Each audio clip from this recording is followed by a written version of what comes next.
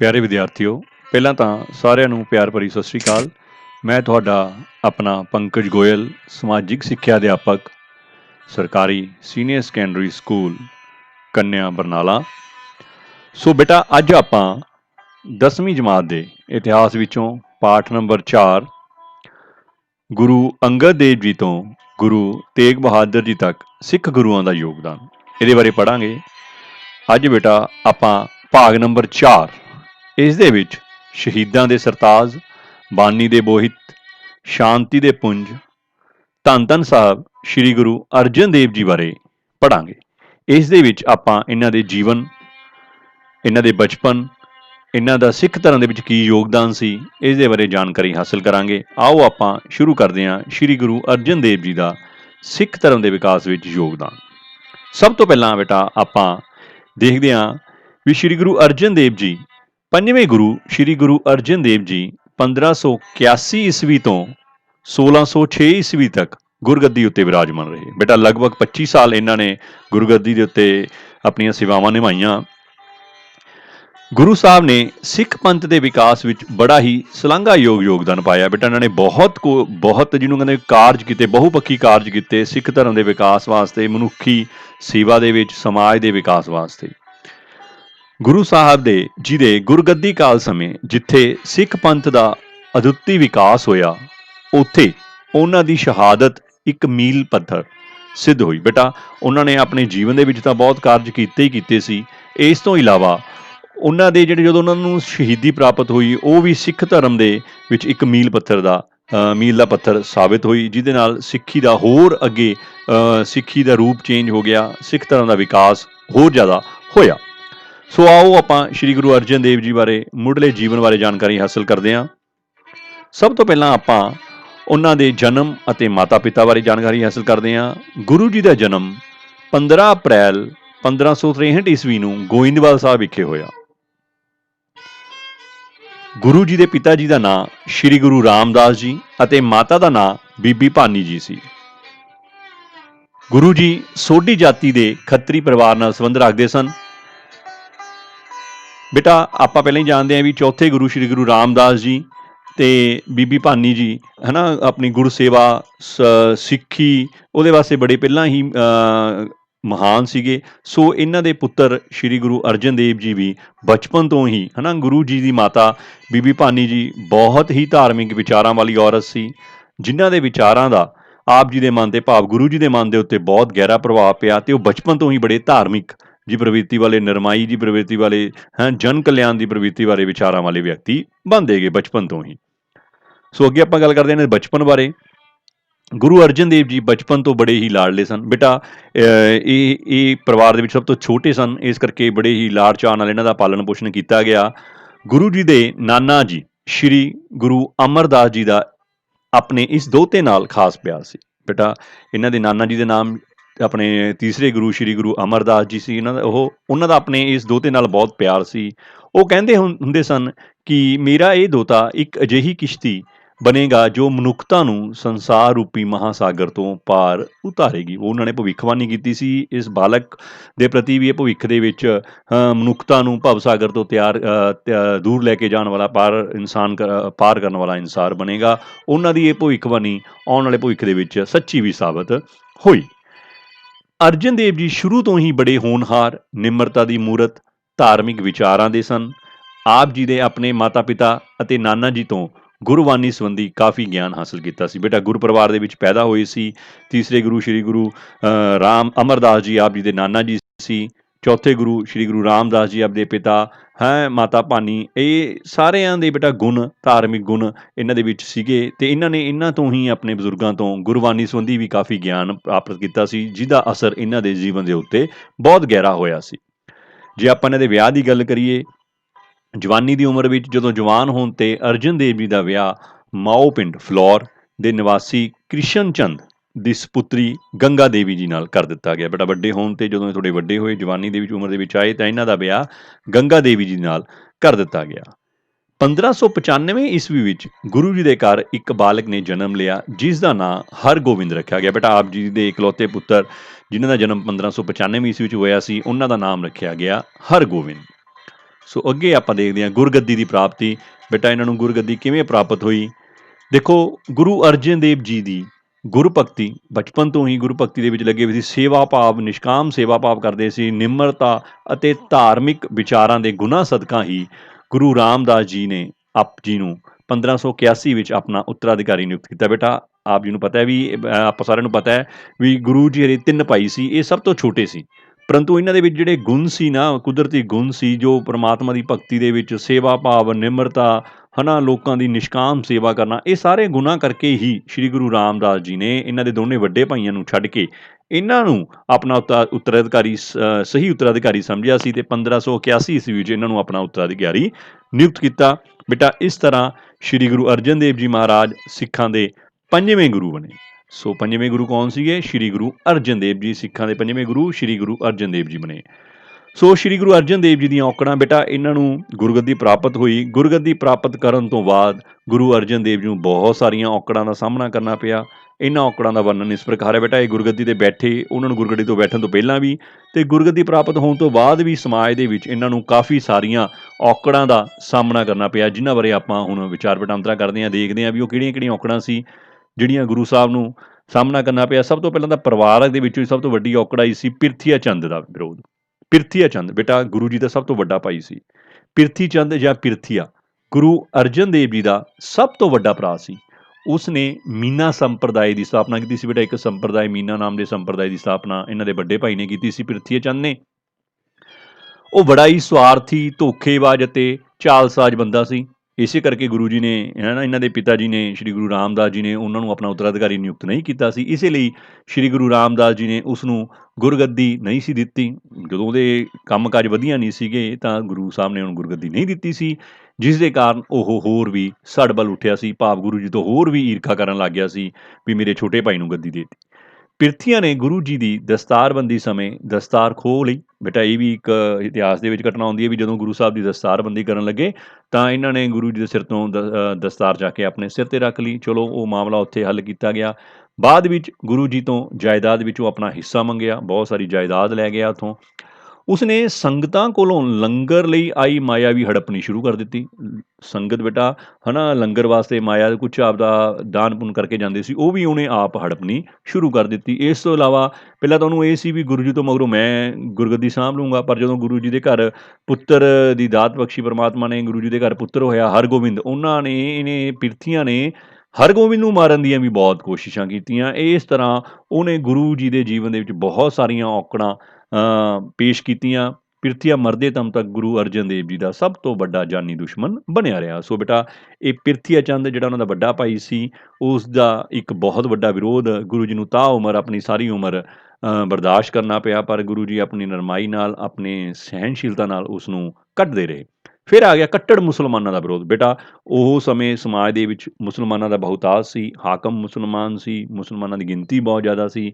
ਸਮਾਜ ਵਿੱਚ ਸਿੱਖਾਂ ਦੇ ਵੱਧ ਰਹੇ ਪ੍ਰਭਾਵ ਨੂੰ ਮੁਸਲਮਾਨ ਸਹਿਣ ਨਹੀਂ ਸੀ ਕਰ ਰਹੇ। ਨੈਚੁਰਲੀ ਗੱਲ ਹੈ, ਇੱਕ ਕਮਿਊਨਿਟੀ ਬਹੁਤ ਭਾਰੂ ਸੀ, ਪਰ ਹੁਣ ਹੌਲੀ-ਹੌਲੀ ਸਿੱਖਾਂ ਦੀ ਗਿਣਤੀ ਵਿੱਚ ਵਾਧਾ ਹੋ ਰਿਹਾ ਸੀ।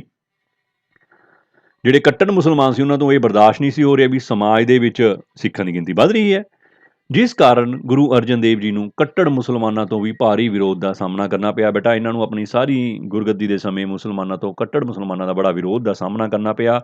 ਕੱਟੜਪੰਥੀ ਮੁਸਲਮਾਨਾਂ ਨੇ ਆਪਣੇ ਧਰਮ ਦੀ ਰੱਖਿਆ ਲਈ ਜਾਂ ਆਪਣੇ ਧਰਮ ਦੇ ਲੋਕਾਂ ਨੂੰ ਹੋਰ ਵਧਾਉਣ ਲਈ ਸਰਹੰਦ ਵਿਖੇ ਇੱਕ ਨਕਸ਼ਬੰਦੀ ਲਹਿਰ ਦੀ ਸਥਾਪਨਾ ਕੀਤੀ। ਹੁਣ ਇਹ ਨਕਸ਼ਬੰਦੀ ਲਹਿਰ ਬੇਟਾ ਕੱਟੜ ਮੁਸਲਮਾਨਾਂ ਦੀ ਸੀ। ਸਿਰਫ ਇਹ ਮੁਸਲਿਮ ਧਰਮ ਦੇ ਲੋਕਾਂ ਨੂੰ ਉਹ ਕਰਦੇ ਸੀ, ਪ੍ਰੋੜਤਾ ਕਰਦੇ ਸੀ, ਉਹਨਾਂ ਨੂੰ ਵਧਾਉਣ ਦੇ ਵਿੱਚ ਲੱਗੇ ਹੋਏ ਸੀ। ਦੂਜੇ ਧਰਮਾਂ ਨੂੰ ਤਾਂ ਇਹ ਜ਼ਹਿਰ ਵਾਂਗੂ ਲੈਂਦੇ ਸੀ।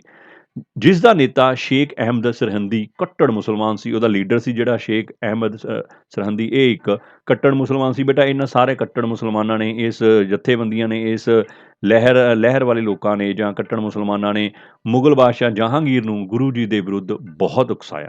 ਬੇਟਾ ਮੁਗਲ ਬਾਦਸ਼ਾਹ ਜਹਾਂਗੀਰ ਤੋਂ ਪਹਿਲਾਂ ਬਾਦਸ਼ਾਹ ਸੀ ਅਕਬਰ। ਅਕਬਰ ਦੇ ਗੁਰੂ ਜੀ ਨਾਲ, ਗੁਰੂ ਜੀ ਦੇ ਪਿਤਾ ਜੀ ਨਾਲ, ਉਹਨਾਂ ਦੇ ਨਾਨਾ ਜੀ ਨਾਲ ਬੜੇ ਵਧੀਆ ਸੰਬੰਧ ਸੀ। ਉਸੇ ਤਰ੍ਹਾਂ ਗੁਰੂ ਅਰਜਨ ਦੇਵ ਜੀ ਨਾਲ ਵੀ ਅਕਬਰ ਦੇ ਬੜੇ ਵਧੀਆ ਸੰਬੰਧ ਰਹੇ ਨੇ। ਇਸ ਕਰਕੇ ਉਹ ਤਾਂ ਨਹੀਂ ਇਹਨਾਂ ਨੇ ਕੱਟੜ ਮੁਸਲਮਾਨਾਂ ਦੀਆਂ ਗੱਲਾਂ 'ਚ ਆਇਆ, ਪਰ ਉਸ ਤੋਂ ਮਗਰੋਂ ਜਦੋਂ ਜਹਾਂਗੀਰ ਮੁਗਲ ਬਾਦਸ਼ਾਹ ਬਣਿਆ, ਉਹ ਆਪ ਹੀ ਇੱਕ ਕੱਟੜ ਮੁਸਲਮਾਨ ਸੀ। ਉਸ ਨੂੰ ਮੁਸਲਿਮ ਧਰਮ ਤੋਂ ਬਿਨਾਂ ਹੋਰ ਕੁਝ ਚੰਗਾ ਨਹੀਂ ਸੀ ਲੱਗਦਾ। ਸੋ ਇਹ ਜਿਹੜੇ ਨਕਸ਼ਬੰਦੀ ਸੀਗੇ ਲਹਿਰ ਵਾਲੇ ਜਾਂ ਕੱਟੜ ਮੁਸਲਮਾਨ ਸੀ, ਇਹਨਾਂ ਨੇ ਜਹਾਂਗੀਰ ਨੂੰ ਬੜਾ ਉਕਸਾਇਆ। ਇਹ ਜਿਹੜੀਆਂ ਸਾਰੀਆਂ ਗਤੀਵਿਧੀਆਂ ਸੀਗੀਆਂ, ਕਾਰਵਾਈਆਂ ਸੀਗੀਆਂ, ਇਹਨਾਂ ਨੇ ਕਿਤੇ ਨਾ ਕਿਤੇ ਗੁਰੂ ਜੀ ਦੀ ਸ਼ਹੀਦੀ ਦੇ ਵਿੱਚ ਜਾ ਕੇ ਬਾਅਦ ਦੇ ਵਿੱਚ ਇੱਕ ਅਹਿਮ ਭੂਮਿਕਾ ਨਿਭਾਈ। ਸੋ ਕੱਟੜ ਮੁਸਲਮਾਨਾਂ ਦਾ ਵਿਰੋਧ ਵੀ ਗੁਰੂ ਜੀ ਨੂੰ ਤਾਂ ਉਮਰ ਆਪਣੀ ਗੁਰੂ ਗੱਦੀ ਦੇ ਸਮੇਂ ਚੱਲਣਾ ਪਿਆ। ਅਗਲਾ ਪੁਆਇੰਟ ਆ ਗਿਆ ਬੇਟਾ, ਬ੍ਰਾਹਮਣਾਂ ਦਾ ਵਿਰੋਧ। ਸਮਾਜ ਦੇ ਵਿੱਚ ਬੇਟਾ ਬ੍ਰਾਹਮਣਾਂ ਦਾ ਵੀ ਵਿਰੋਧ ਗੁਰੂ ਜੀ ਨੂੰ ਚੱਲਣਾ ਪਿਆ। ਕਿਵੇਂ?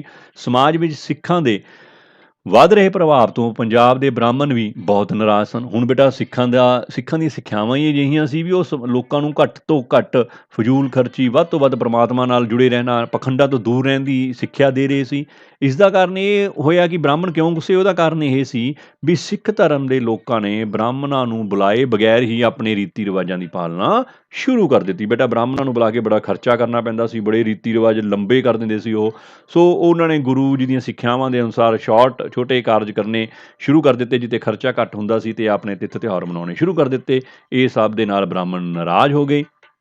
ਇਸ ਤੋਂ ਇਲਾਵਾ ਸਿੱਖ ਜਾਤੀ ਪ੍ਰਥਾ ਵਿੱਚ ਵਿਸ਼ਵਾਸ ਨਹੀਂ ਸੀ ਕਰਦੇ। ਬ੍ਰਾਹਮਣਾਂ ਨੇ ਤਾਂ ਸਮਾਜ ਦੇ ਵਿੱਚ ਲੋਕਾਂ ਨੂੰ ਜਾਤੀਆਂ ਦੇ ਵਿੱਚ ਵੰਡਿਆ ਵਾ ਸੀ, ਊਚ ਨੀਚ, ਅਮੀਰ ਗਰੀਬ ਬੜੀਆਂ ਜਾਤੀਆਂ ਬਣਾਈਆਂ ਹੋਈਆਂ ਸੀ, ਜਿਹਦੇ ਕਰਕੇ ਲੋਕਾਂ ਦੇ ਵਿੱਚ ਬੜੀ ਫ੍ਰਿਕਸ਼ਨ ਪਈ ਵੀ ਸੀ। ਪਰ ਜਿਹੜੇ ਸਿੱਖ ਸੀਗੇ ਉਹਨਾਂ ਦਾ ਗੁਰੂ ਜੀ ਦਾ ਇੱਕੋ ਹੀ ਸੀਗਾ ਵੀ ਸਭ ਮਾਨਸ ਕੀ ਜਾਤ ਏਕ, ਸਭ ਇੱਕ ਜਾਤੀ ਨਾਲ ਸੰਬੰਧਿਤ ਨੇ। ਉਹਨਾਂ ਨੇ ਜਾਤ ਪਾਤ ਦਾ ਕੋਈ ਭੇਦਭਾਵ ਨਹੀਂ ਸੀ। ਇਸ ਤਰ੍ਹਾਂ ਦੇ ਕਾਰਜਾਂ ਨਾਲ ਸਮਾਜ ਵਿੱਚ ਬ੍ਰਾਹਮਣਾਂ ਦਾ ਰੁਤਬਾ ਘਟਣ ਲੱਗਿਆ, ਲੋਕ ਸਿੱਖ ਧਰਮ ਵੱਲ ਵੱਧ ਪ੍ਰੇਰਿਤ ਹੋਣ ਲੱਗੇ। ਅਤੇ ਇਸੇ ਤਰ੍ਹਾਂ ਗੁਰੂ ਅਰਜਨ ਦੇਵ ਜੀ ਨੂੰ ਬ੍ਰਾਹਮਣਾਂ ਦੀ ਵਿਰੋਧਤਾ ਦਾ ਵੀ ਸਾਹਮਣਾ ਕਰਨਾ ਪਿਆ। ਸਾਰੀ ਉਮਰ ਉਹਨਾਂ ਨੂੰ ਕੁਝ ਬ੍ਰਾਹਮਣਾਂ ਦੀ ਵਿਰੋਧਤਾ ਦਾ ਸਾਹਮਣਾ ਸਮਾਜ ਦੇ ਵਿੱਚ ਕਰਨਾ ਪਿਆ। ਆਹ ਇੱਕ ਬੜਾ ਫੋਰਥ ਪੁਆਇੰਟ ਜਿਹੜਾ ਬੜਾ ਇੰਪੋਰਟੈਂਟ ਪੁਆਇੰਟ ਹੈ, ਚੰਦੂ ਸ਼ਾਹ ਦੀ ਵਿਰੋਧਤਾ। ਇਹ ਬੜੀ ਇੱਕ ਇਤਿਹਾਸਕ ਘਟਨਾ ਹੈ। ਚੰਦੂ ਸ਼ਾਹ ਕੌਣ ਸੀ? ਪਹਿਲਾਂ ਤਾਂ ਲਾਹੌਰ ਦਾ ਦੀਵਾਨ ਸੀ ਇੱਕ। ਬੇਟਾ ਹੁਣ ਮੈਂ ਤੁਹਾਨੂੰ ਉਰੇ ਦੱਸਦਾ, ਇਤਿਹਾਸ ਦੇ ਵਿੱਚ ਜਿਹੜੀ ਕਹਾਣੀ ਆਉਂਦੀ ਹੈ, ਚੰਦੂ ਸ਼ਾਹ ਆਪਣੀ ਬੇਟੀ ਵਾਸਤੇ, ਆਪਣੀ ਪੁੱਤਰੀ ਵਾਸਤੇ, ਲੜਕੀ ਵਾਸਤੇ ਇੱਕ ਰਿਸ਼ਤਾ ਲੱਭ ਰਿਹਾ ਸੀ। ਉਹਨੇ ਆਪਣੇ ਦੂਤਾਂ ਨੂੰ, ਆਪਣੇ ਨੌਕਰਾਂ ਨੂੰ ਇੱਧਰ ਉੱਧਰ ਭੇਜਿਆ ਵੀ ਵਧੀਆ ਰਿਸ਼ਤਾ ਲੱਭ ਕੇ ਲਿਆਓ। ਤਾਂ ਉਹਨਾਂ ਨੇ ਆ ਕੇ ਕੀ ਸੂਚਨਾ ਦਿੱਤੀ ਵੀ ਗੁਰੂ ਅਰਜਨ ਦੇਵ ਜੀ ਦਾ ਸਪੁੱਤਰ ਹੈ ਹਰਗੋਬਿੰਦ, ਉਹ ਬੜਾ ਯੋਗਵਾਰ ਹੈ ਤੁਹਾਡੀ ਲੜਕੀ ਵਾਸਤੇ। ਇਹ ਸੁਣ ਕੇ ਤਾਂ ਵੀ ਉਹ ਮੁਸਲਮਾਨ ਸੀ ਚੰਦੂ ਸ਼ਾਹ, ਕਹਿੰਦਾ ਵੀ ਬੜਾ ਗੁੱਸੇ ਹੋਇਆ, ਹੈ ਨਾ, ਵੀ ਮੈਂ ਆਪਣੀ ਲੜਕੀ ਦਾ ਵਿਆਹ ਇੱਕ ਸਿੱਖ ਪਰਿਵਾਰ ਦੇ ਵਿੱਚ ਕਰਾਂ, ਉਹ ਵੀ ਗੁਰੂ ਅਰਜਨ ਦੇਵ ਜੀ ਦੇ ਮੁੰਡੇ ਨਾਲ ਕਰਾਂ। ਬੜਾ ਨਾ ਤਿਲ ਮਿਲਾਇਆ, ਗੁੱਸੇ ਦੇ ਵਿੱਚ ਆਇਆ। ਉਹਨੇ ਗੁਰੂ ਸਾਹਿਬ ਨੂੰ ਬੜਾ ਬੁਰਾ ਭਲਾ ਕਿਹਾ, ਬੜੀ ਨਿਰਾਦਰੀ ਕੀਤੀ ਉੱਥੇ, ਬੜਾ ਗੁੱਸੇ ਹੋਇਆ। ਪਰ ਉਹਦੀ ਪਤਨੀ ਨੇ ਜਦੋਂ ਸਮਝਾਇਆ ਜਾਂ ਜ਼ੋਰ ਪਾਇਆ ਵੀ ਆਪਾਂ ਨੂੰ ਜਦੋਂ ਰਿਸ਼ਤਾ ਆਪਦੀ ਕੁੜੀ ਵਾਸਤੇ ਵਧੀਆ ਮਿਲਦਾ ਹੈ, ਫਿਰ ਕੀ ਹਰਜ ਕੀ ਹੈ, ਆਪਾਂ ਨੂੰ ਕਰ ਦੇਣਾ ਚਾਹੀਦਾ। ਚਲੋ ਮਜਬੂਰ ਹੋ ਕੇ ਵੀ ਉਹ ਰਿਸ਼ਤਾ ਕਰਨ ਨੂੰ ਤਿਆਰ ਹੋ ਗਿਆ। ਉਹਨੇ ਰਿਸ਼ਤੇ ਸੰਬੰਧੀ ਪ੍ਰਸਤਾਵ ਹੈ ਸ਼੍ਰੀ ਗੁਰੂ ਅਰਜਨ ਦੇਵ ਜੀ ਪਾਸ ਭੇਜਿਆ ਵੀ ਹਰਗੋਬਿੰਦ ਲਈ ਮੈਂ ਆਪਣੀ ਲੜਕੀ ਦਾ ਰਿਸ਼ਤਾ ਭੇਜਦਾ। ਪਰ ਬੇਟਾ ਉਸ ਸਮੇਂ ਤੱਕ ਇਹ ਜਿਹੜੀ ਸਾਰੀ ਉਸਨੇ ਗੁੱਸੇ ਦੇ ਵਿੱਚ ਆ ਕੇ ਚੰਦੂ ਸ਼ਾਹ ਨੇ ਗੁਰੂ ਜੀ ਨੂੰ ਅਪਸ਼ਬਦ ਬੋਲੇ ਸੀ, ਨਾਰਾਜ਼ਗੀ ਕੀਤੀ ਸੀ, ਇਹ ਸਾਰੀ ਜਿਹੜੀ ਬੋਲਬਾਨੀ ਸੀ, ਇਹ ਸਾਰੀ ਜਿਹੜੀ ਗੱਲਬਾਤ ਸੀ, ਇਹ ਸਿੱਖਾਂ ਤੱਕ ਪਹੁੰਚ ਚੁੱਕੀ ਸੀ। ਸਿੱਖਾਂ ਨੂੰ ਬੜਾ ਗੁੱਸਾ ਆਇਆ ਵੀ ਉਹਨੇ ਸਾਡੇ ਗੁਰੂ ਸਾਹਿਬ ਬਾਰੇ ਐਂ ਬੋਲਿਆ। ਤਾਂ ਉਹਨਾਂ ਨੇ ਗੁਰੂ ਜੀ ਨੂੰ ਵੀ, ਗੁਰੂ ਅਰਜਨ ਦੇਵ ਜੀ ਨੂੰ ਵੀ ਇਹ ਸਾਰੀ ਵਾਰਤਾਲਾਪ ਦੱਸੀ, ਅਤੇ ਗੁਰੂ ਜੀ ਨੂੰ ਸੁਝਾਅ ਵੀ ਦਿੱਤਾ ਵੀ ਤੁਸੀਂ ਇਹ ਚੰਦੂ ਸ਼ਾਹ ਦੁਆਰਾ ਜਿਹੜਾ ਰਿਸ਼ਤੇ ਦਾ ਪ੍ਰਸਤਾਵ ਹੈ ਹਰਗੋਬਿੰਦ ਵਾਸਤੇ, ਉਹਨੂੰ ਅਸਵੀਕਾਰ ਕਰ ਦਿਓ, ਉਹਨੂੰ ਮੰਨਿਓ ਨਾ। ਸੋ ਸਿੱਖਾਂ ਦੀ ਸਲਾਹ ਨੂੰ ਮੰਨਦੇ ਹੋਏ ਗੁਰੂ ਜੀ ਨੇ ਉਹ ਰਿਸ਼ਤਾ ਲੈਣ ਤੋਂ ਇਨਕਾਰ ਕਰ ਦਿੱਤਾ। ਚੰਦੂ ਸ਼ਾਹ ਨੇ ਬੜਾ ਜ਼ੋਰ ਵੀ ਪਾਇਆ, ਦਹੇਜ ਦੇਣ ਦੀ ਵੀ ਕੋਸ਼ਿਸ਼ ਦਾ ਲਾਲਚ ਦਿੱਤਾ। ਤਾਂ ਗੁਰੂ ਸਾਹਿਬ ਨੇ ਕਿਹਾ ਵੀ ਮੇਰੀ ਇੱਕ ਵਾਰ ਕਹੀ ਵੀ ਗੱਲ ਪੱਥਰ 'ਤੇ ਲਕੀਰ ਹੈ, ਮੈਂ ਇਸ ਗੱਲ ਤੋਂ ਨਹੀਂ ਮੁੱਕਰੂੰਗਾ, ਹੁਣ ਮੈਂ ਰਿਸ਼ਤਾ ਨਹੀਂ ਲੈਣਾ ਤਾਂ ਨਹੀਂ ਲੈਣਾ। ਸੋ ਬੇਟਾ ਇਸ ਕਾਰਨ ਚੰਦੂ ਸ਼ਾਹ ਸੀ ਜਿਹੜਾ ਉਹ ਗੁਰੂ ਜੀ ਦਾ ਜਾਨੀ ਦੁਸ਼ਮਣ ਬਣ ਗਿਆ, ਅਤੇ ਉਸ ਨੇ ਵੀ ਗੁਰੂ ਜੀ ਨੂੰ ਬੜਾ ਤੰਗ ਕੀਤਾ। ਉਹਨਾਂ ਦੀ ਗੁਰਗੱਦੀ ਦੇ ਕਾਲ ਦੇ ਸਮੇਂ, ਗੁਰੂ ਜੀ ਦੀ ਸ਼ਹੀਦੀ ਦੇ ਸਮੇਂ ਵੀ ਚੰਦੂ ਸ਼ਾਹ ਨੇ ਬੜਾ ਇੱਕ ਜਹਾਂਗੀਰ ਦੇ ਬੜੇ ਕੰਨ ਭਰੇ, ਜੋ ਚੰਦੂ ਸ਼ਾਹ ਦੇ ਕੰਨ ਭਰਨ ਨਾਲ ਵੀ ਗੁਰੂ ਜੀ ਦੀ ਸ਼ਹੀਦੀ ਦੇ ਵਿੱਚ ਇੱਕ ਅਹਿਮ ਘੜੀ ਦਾ ਸਾਹਮਣਾ ਹੋਇਆ। ਬੇਟਾ ਇਸ ਤਰ੍ਹਾਂ ਗੁਰੂ ਅਰਜਨ ਦੇਵ ਜੀ ਨੇ ਜਿਸ ਹੌਸਲੇ, ਠਰਮੇ ਅਤੇ ਇਹਨਾਂ ਠਰਮੇ ਅਤੇ ਨਰਮਾਈ ਨਾਲ ਇਹਨਾਂ ਔਕੜਾਂ ਦਾ ਮੁਕਾਬਲਾ ਕੀਤਾ, ਉਸ ਦੀ ਮਿਸਾਲ ਮਿਲਣੀ ਬੜੀ ਔਖੀ ਹੈ। ਉਹਨਾਂ ਨੇ ਇੰਨੀਆਂ ਮੁਸ਼ਕਿਲਾਂ ਦਾ ਸਾਹਮਣਾ ਕਰਦੇ ਵੀ ਸਿੱਖੀ ਦਾ ਇੰਨਾ ਵਿਕਾਸ ਕੀਤਾ, ਸਿੱਖ ਸਮਾਜ ਦੇ ਇੰਨਾ ਭਲਾ ਕੀਤਾ ਵੀ ਸਮਾਜ ਦੇ ਬਹੁ ਭਲਾਈ ਦੇ ਕਾਰਜ ਕੀਤੇ। ਧੰਨ ਧੰਨ ਸਤਿਗੁਰੂ ਸ਼੍ਰੀ ਅਰਜਨ ਦੇਵ ਜੀ, ਜਿਨ੍ਹਾਂ ਨੇ ਇੰਨੀ ਠਰਮੀ ਨਾਲ ਅਤੇ ਹੌਸਲੇ ਨਾਲ ਆਪਣਾ ਇਹਨਾਂ ਸਾਰੀਆਂ ਔਕੜਾਂ ਦਾ ਮੁਕਾਬਲਾ ਕਰਦੇ ਹੋਏ ਸਿੱਖੀ ਦਾ ਵਿਕਾਸ ਕੀਤਾ। ਸੋ ਸ਼੍ਰੀ ਗੁਰੂ ਅਰਜਨ ਦੇਵ ਜੀ ਦੇ ਅਧੀਨ ਸਿੱਖ ਪੰਥ ਦਾ ਵਿਕਾਸ ਕਿਵੇਂ ਹੋਇਆ, ਇਸ ਬਾਰੇ ਆਪਾਂ ਥੋੜ੍ਹੀ ਜਿਹੀ ਹੁਣ ਚਰਚਾ ਕਰਦੇ ਹਾਂ, ਪੜ੍ਹਦੇ ਹਾਂ। ਸ਼੍ਰੀ ਗੁਰੂ ਅਰਜਨ ਦੇਵ ਜੀ 1581 ਈਸਵੀ ਤੋਂ 1606 ਈਸਵੀ ਤੱਕ ਗੁਰਗੱਦੀ 'ਤੇ ਵਿਰਾਜਮਾਨ ਰਹੇ। ਬੇਟਾ ਲਗਭਗ 25 ਸਾਲ ਦਾ ਉਹਨਾਂ ਦਾ ਇਹ ਕਾਰਜਕਾਲ ਸੀ। ਉਹਨਾਂ ਦੇ ਗੁਰਗੱਦੀ 'ਤੇ ਬੈਠਣ ਨਾਲ ਸਿੱਖ ਇਤਿਹਾਸ ਵਿੱਚ ਇੱਕ ਨਵੇਂ ਯੁੱਗ ਦਾ ਆਰੰਭ ਹੁੰਦਾ ਹੈ। ਬੇਟਾ ਜਦੋਂ ਹੀ ਉਹ ਗੁਰਗੱਦੀ 'ਤੇ ਬੈਠੇ, ਸਿੱਖ ਪੰਥ ਦੇ, ਸਿੱਖ ਇਤਿਹਾਸ ਦੇ ਵਿੱਚ ਇੱਕ ਨਵਾਂ ਯੁੱਗ ਆ ਗਿਆ। ਉਹਦੇ ਕੀ ਕਾਰਨ ਸੀ, ਉਹਦੇ ਕੀ ਚੀਜ਼ਾਂ ਨਿਕਲੀਆਂ, ਉਹਦੇ ਆਪਾਂ ਅੱਗੇ ਡਿਟੇਲ ਦੇ ਵਿੱਚ ਪੜ੍ਹਾਂਗੇ। ਸੋ ਸਿੱਖ ਇਤਿਹਾਸ ਦਾ ਇੱਕ ਨਵਾਂ ਯੁੱਗ ਸ਼ੁਰੂ ਹੁੰਦਾ ਹੈ ਸ਼੍ਰੀ ਗੁਰੂ ਅਰਜਨ ਦੇਵ ਜੀ ਤੋਂ। ਗੁਰੂ ਸਾਹਿਬ ਨੇ ਸਿੱਖ ਪੰਥ ਦੇ ਵਿਕਾਸ ਲਈ ਬਹੁਪੱਖੀ ਕਾਰਜ ਕੀਤੇ। ਦੇਖੋ ਬਹੁਪੱਖੀ, ਹਰ ਇੱਕ ਫੀਲਡ ਦੇ ਵਿੱਚ ਉਹਨਾਂ ਨੇ ਸਿੱਖ ਪੰਥ ਦੇ ਵਿਕਾਸ ਲਈ ਕਾਰਜ ਕੀਤੇ, ਸਮਾਜ ਦੇ ਕੰਮ, ਭਲਾਈ ਦੇ ਕਾਰਜ ਕੀਤੇ, ਇਮਾਰਤਾਂ ਬਣਵਾਈਆਂ, ਇਤਿਹਾਸਕ ਇਮਾਰਤਾਂ, ਸ਼ਹਿਰਾਂ ਦਾ ਨਿਰਮਾਣ ਕੀਤਾ, ਬਾਉਲੀਆਂ ਦਾ ਨਿਰਮਾਣ ਕੀਤਾ। ਸੋ ਇਹ ਬਹੁਪੱਖੀ ਕਾਰਜ ਕੀਤੇ। ਸਿੱਟੇ ਵਜੋਂ ਉਹਨਾਂ ਦੇ ਗੁਰਗੱਦੀ ਕਾਲ ਵਿੱਚ ਸਿੱਖ ਪੰਥ ਦੀ ਅਦੁੱਤੀ ਉੱਨਤੀ ਕੀਤੀ। ਸਿੱਖ ਪੰਥ ਨੇ ਅਦੁੱਤੀ ਉੱਨਤੀ, ਬਹੁਤ ਸਾਰੀ ਉੱਨਤੀ ਸਿੱਖ ਪੰਥ ਦੀ ਹੋਈ। ਸੋ ਆਓ ਆਪਾਂ ਸ਼੍ਰੀ ਗੁਰੂ ਅਰਜਨ ਦੇਵ ਜੀ ਦੇ ਮਹਾਨ ਕੰਮਾਂ ਬਾਰੇ ਜਾਣਕਾਰੀ ਹਾਸਲ ਕਰਦੇ ਹਾਂ। ਇਸ ਚੈਪਟਰ ਦੇ ਵਿੱਚ ਅੱਗੇ ਦੇਖਦੇ ਹਾਂ ਵੀ ਉਹਨਾਂ ਨੇ ਕਿਹੜੇ-ਕਿਹੜੇ ਕਾਰਜ ਕੀਤੇ। ਸਭ ਤੋਂ ਪਹਿਲਾਂ ਬੇਟਾ ਗੁਰੂ ਰਾਮਦਾਸ ਜੀ ਦੇ ਕੰਮਾਂ ਨੂੰ ਸੰਪੂਰਨਤਾ ਦਿੱਤੀ। ਸ਼੍ਰੀ ਗੁਰੂ ਰਾਮਚੰਦ ਜੀ ਚੌਥੇ ਗੁਰੂ ਸ਼੍ਰੀ ਗੁਰੂ ਰਾਮਦਾਸ ਜੀ ਦੁਆਰਾ ਬੇਟਾ ਆਪਾਂ ਸਾਰੇ ਜਾਣਦੇ ਹਾਂ, ਹੈ ਨਾ। ਰਾਮਦਾਸਪੁਰਾ, ਜਿਹਨੂੰ ਅੱਜ ਕੱਲ੍ਹ ਆਪਾਂ ਅੰਮ੍ਰਿਤਸਰ ਬੋਲਦੇ ਹਾਂ, ਉਹ ਸ਼ਹਿਰ ਦੀ ਨੀਂਹ ਰੱਖੀ ਸੀ ਅਤੇ ਉੱਥੇ 2 ਸਰੋਵਰ, ਕਿਹੜੇ-ਕਿਹੜੇ ਸਰੋਵਰ ਸੀ? ਅੰਮ੍ਰਿਤਸਰ ਸਰੋਵਰ ਤੇ ਸੰਤੋਖਸਰ ਸਰੋਵਰ, ਜਿਹੜੇ 2 ਸਰੋਵਰ ਸੀ, ਇਹਨਾਂ ਸਰੋਵਰਾਂ ਦੀ ਖੁਦਾਈ ਦਾ ਕੰਮ ਸ਼ੁਰੂ ਕਰਵਾਇਆ ਸੀ। ਸ਼੍ਰੀ ਗੁਰੂ ਅਰਜਨ ਦੇਵ ਜੀ ਨੇ ਅੰਮ੍ਰਿਤਸਰ ਅਤੇ ਸੰਤੋਖਸਰ ਸਰੋਵਰਾਂ ਦਾ ਨਿਰਮਾਣ ਦਾ ਕਾਰਜ ਮੁਕੰਮਲ ਕਰਵਾਇਆ। ਜਿਹੜਾ ਕਾਰਜ ਉਹ ਸ਼ੁਰੂ ਕਰਕੇ ਗਏ ਸੀ, ਉਹਨਾਂ ਨੂੰ ਮੁਕੰਮਲ ਕਿਹਨੇ ਕਰਵਾਇਆ? ਸੰਤੋਖਸਰ ਤੇ ਆਪਣਾ ਅੰਮ੍ਰਿਤਸਰ ਸਰੋਵਰ ਦਾ ਸ਼੍ਰੀ ਗੁਰੂ ਅਰਜਨ ਦੇਵ ਜੀ, 5ਵੇਂ ਗੁਰੂ ਸ਼੍ਰੀ ਗੁਰੂ ਅਰਜਨ ਦੇਵ ਜੀ ਨੇ। ਸ਼੍ਰੀ ਗੁਰੂ ਅਰਜਨ ਦੇਵ ਜੀ ਨੇ ਭਾਈ ਬੁੱਢਾ ਜੀ ਦੀ ਸਹਾਇਤਾ ਨਾਲ ਅੰਮ੍ਰਿਤਸਰ ਸ਼ਹਿਰ ਦੇ ਨਿਰਮਾਣ ਦਾ ਕਾਰਜ ਵੀ ਪੂਰਾ ਕਰਵਾਇਆ, ਜਿਸ ਨੂੰ ਆਪਾਂ ਰਾਮਦਾਸਪੁਰਾ ਦੇ ਨਾਮ 'ਤੇ ਜਾਣਦੇ ਸੀ, ਬਾਅਦ ਵਿੱਚ ਅੰਮ੍ਰਿਤਸਰ ਦੇ ਨਾਮ 'ਤੇ ਜਾਣਨ ਲੱਗੇ। ਉਸ ਦਾ ਜਿਹੜਾ ਨਿਰਮਾਣ ਦਾ ਕਾਰਜ ਸੀ, ਅਧੂਰਾ ਕਾਰਜ ਰਹਿੰਦਾ ਸੀ, ਉਸ ਨੂੰ ਵੀ ਭਾਈ ਬੁੱਢਾ ਜੀ ਦੀ ਮਦਦ ਦੇ ਨਾਲ ਪੂਰਾ ਕਰਵਾਇਆ। ਸੋ ਇਹ ਵੀ ਸਿੱਖ ਇਤਿਹਾਸ ਦੇ ਵਿੱਚ ਇੱਕ ਅਹਿਮ ਭੂਮਿਕਾ ਨਿਭਾਉਂਦਾ ਹੈ। ਇਸ ਤੋਂ ਇਲਾਵਾ ਸਿੱਖ ਇਤਿਹਾਸ ਦਾ ਸਭ ਤੋਂ ਮਹੱਤਵਪੂਰਨ ਇੱਕ ਕਾਰਜ ਸ਼੍ਰੀ ਹਰਿਮੰਦਰ ਸਾਹਿਬ ਦਾ ਨਿਰਮਾਣ। ਬੇਟਾ 5ਵੇਂ ਗੁਰੂ ਸ਼੍ਰੀ ਗੁਰੂ ਅਰਜਨ ਦੇਵ ਜੀ ਨੇ ਅੰਮ੍ਰਿਤਸਰ ਵਿਖੇ ਹਰਿਮੰਦਰ ਸਾਹਿਬ ਦਾ ਨਿਰਮਾਣ ਕਰਾਇਆ। ਦੇਖੋ, ਸਿੱਖਾਂ ਨੂੰ ਸਭ ਤੋਂ ਵੱਡਾ ਧਾਰਮਿਕ ਸਥਾਨ ਉਪਲਬਧ ਕਰਵਾਇਆ, ਇੱਕ ਤੀਰਥ ਸਥਾਨ ਉਪਲਬਧ ਕਰਾਇਆ। ਸ਼੍ਰੀ ਗੁਰੂ ਅਰਜਨ ਦੇਵ ਜੀ ਨੇ ਸਿੱਖ ਪੰਥ ਦੇ ਵਿਕਾਸ ਲਈ ਸਭ ਤੋਂ ਪਹਿਲਾ ਮਹਾਨ ਕਾਰਜ ਹਰਿਮੰਦਰ ਸਾਹਿਬ ਦਾ ਨਿਰਮਾਣ ਕਰਵਾਉਣਾ ਸੀ। ਉਹਨਾਂ ਨੇ ਅੰਮ੍ਰਿਤਸਰ ਵਿਖੇ ਜਿਹੜਾ ਅੰਮ੍ਰਿਤਸਰ ਸਰੋਵਰ ਸੀ, ਸ਼੍ਰੀ ਗੁਰੂ ਜੀ ਨੇ ਅੰਮ੍ਰਿਤਸਰ ਸਰੋਵਰ ਦੇ ਵਿਚਕਾਰ ਹਰਿਮੰਦਰ ਸਾਹਿਬ, ਜਿਸ ਨੂੰ ਆਪਾਂ ਈਸ਼ਵਰ ਦਾ ਮੰਦਿਰ ਜਾਂ ਈਸ਼ਵਰ ਦਾ ਘਰ ਵੀ ਕਹਿੰਦੇ ਹਾਂ, ਦਾ ਨਿਰਮਾਣ ਕਾਰਜ ਸ਼ੁਰੂ ਕਰਵਾਇਆ। ਬੇਟਾ ਇਹ ਜਿਹੜਾ ਹਰਿਮੰਦਰ ਸਾਹਿਬ ਸੀਗੇ, ਸ਼੍ਰੀ ਹਰਿਮੰਦਰ ਸਾਹਿਬ, ਉਹਦਾ ਨਿਰਮਾਣ ਕਾਰਜ 5ਵੇਂ ਗੁਰੂ ਸ਼੍ਰੀ ਗੁਰੂ ਅਰਜਨ ਦੇਵ ਜੀ ਨੇ ਸ਼ੁਰੂ ਕਰਵਾਇਆ। ਦੇਖੋ ਕਿੱਡਾ ਮਹਾਨ ਕਾਰਜ ਸੀ, ਸਿੱਖਾਂ ਨੂੰ ਕਿੱਡੀ ਵੱਡੀ ਦੇਣ ਦਿੱਤੀ ਹਰਿਮੰਦਰ ਸਾਹਿਬ ਦੀ। ਨਹੀਂ, ਦੇਖੋ ਸਰਬ ਧਰਮ ਸਾਂਝੇ ਸ਼੍ਰੀ ਗੁਰੂ ਅਰਜਨ ਦੇਵ ਜੀ, ਸਾਰੇ ਧਰਮਾਂ ਨੂੰ ਇੱਕੋ ਜੀ ਮਾਨਤਾ ਦੇਣ ਵਾਲੇ। ਹਰਿਮੰਦਰ ਸਾਹਿਬ ਜੋ ਸਿੱਖਾਂ ਦਾ ਇੱਕ ਵੱਡਾ ਇਤਿਹਾਸਕ ਸਥਾਨ ਸੀ, ਉਸ ਦੀ ਨੀਂਹ ਕੀ 13 ਜਨਵਰੀ 1588 ਨੂੰ ਕਿਸ ਨੇ ਰੱਖੀ? ਪ੍ਰਸਿੱਧ ਸੂਫੀ ਸੰਤ ਮੀਆਂ ਮੀਰ ਜੀ ਤੋਂ ਰਖਵਾਈ ਗਈ। ਇੱਕ ਮੁਸਲਮਾਨ ਤੋਂ ਹਰਿਮੰਦਰ ਸਾਹਿਬ ਦੀ ਨੀਂਹ ਰਖਵਾਈ ਗਈ। ਦੇਖੋ ਕਿੱਡਾ ਵੱਡਾ ਧਰਮ ਨਿਰਪੱਖਤਾ ਦਾ ਇੱਕ ਇਗਜ਼ਾਮਪਲ ਹੈ, ਸਾਰੀ ਦੁਨੀਆ ਦੇ ਵਿੱਚ ਨਹੀਂ ਮਿਲਦੀ ਵੀ ਇੱਕ ਇਤਿਹਾਸਕ ਜਿਹੜੀ ਇਮਾਰਤ ਇੱਕ ਪਰਟੀਕੂਲਰ ਧਰਮ ਵਾਸਤੇ ਬਣਾਈ ਜਾ ਰਹੀ ਸੀ, ਉਸ ਦੀ ਨੀਂਹ ਕਿਸ ਨੇ ਰੱਖੀ? ਸੂਫੀ ਸੰਤ ਮੀਆਂ ਮੀਰ, ਇੱਕ ਮੁਸਲਮਾਨ ਨੇ। ਇਹ ਤੋਂ ਭਾਵ ਸੀ ਵੀ ਗੁਰੂ ਜੀ ਸਰਬ ਧਰਮ ਨੂੰ ਇੱਕੋ ਜਿਹਾ ਮੰਨਦੇ ਸੀ, ਸਭ ਨੂੰ ਪਰਮਾਤਮਾ ਦੀ ਔਲਾਦ ਮੰਨਦੇ ਹੋਏ ਕਹਿੰਦੇ ਸੀ ਵੀ ਸਾਰੇ ਧਰਮ ਇੱਕ ਬਰਾਬਰ ਹਨ। ਸੋ ਸਾਰੇ ਧਰਮਾਂ ਨੂੰ ਇੱਕੋ ਜਿਹਾ ਸੁਰਤਾ ਦੇਂਦੇ ਹੋਏ ਹਰਿਮੰਦਰ ਸਾਹਿਬ ਦੀ ਨੀਂਹ 13 ਜਨਵਰੀ 1588 ਨੂੰ ਸੂਫੀ ਸੰਤ ਮੀਆਂ ਮੀਰ ਜੀ ਤੋਂ ਰਖਵਾਈ ਗਈ। ਹਰਿਮੰਦਰ ਸਾਹਿਬ ਦੇਖ ਸਕਦੇ ਹਾਂ ਬੇਟਾ, ਹਰਿਮੰਦਰ ਸਾਹਿਬ ਦੇ ਵਿੱਚ ਚਾਰੇ ਦਿਸ਼ਾਵਾਂ ਵੱਲ ਇੱਕ ਇੱਕ ਦਰਵਾਜ਼ਾ ਬਣਵਾਇਆ ਗਿਆ। 2 ਦਰਵਾਜ਼ੇ ਆਪਾਂ ਦੇਖ ਰਹੇ ਹਾਂ, 2 ਦਰਵਾਜ਼ੇ, ਇੱਕ ਐਂਟਰੈਂਸ ਦਾ, ਤੀਸਰਾ ਚੌਥਾ ਇਹਦੇ ਬੈਕ ਸਾਈਡ ਤੇ ਆ ਗਿਆ।